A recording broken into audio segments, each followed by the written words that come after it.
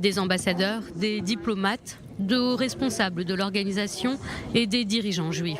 En tout, 350 personnes ont répondu à l'appel de la mission israélienne auprès des Nations Unies et de Gilad Erdan, l'ambassadeur d'Israël, pour visionner le film des massacres du 7 octobre.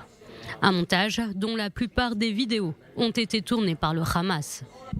Le moment est venu pour l'ONU, qui fait des comparaisons immorales entre Israël et le Hamas, de voir de ses propres yeux de quel type d'assassin barbare elle se soucie, et peut-être de réaliser à quel point elle trahit sa mission initiale.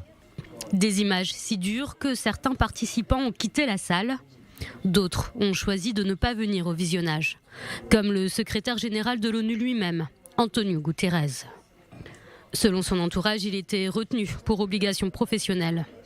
Cela ne l'a pas empêché de se faire une opinion. Dans un message enregistré, il accuse Tsahal d'avoir tué des milliers d'enfants dans la bande de Gaza, sans aucune référence au droit d'Israël à se défendre. La réaction de Gilad Erdan ne s'est pas fait attendre. À l'occasion de la Journée internationale de l'enfance, l'ONU ignore nos 40 enfants kidnappés. Elle met l'accent sur la sécurité de tous les enfants du monde, à moins qu'ils ne soient israéliens. Quelle honte! Il n'est pas possible pour l'ONU de continuer à financer l'éducation meurtrière du Hamas dans les écoles de l'UNRWA. Chaque jour qui passe sans que l'ONU condamne cette organisation terroriste nazie prouve que son existence ne sert à rien.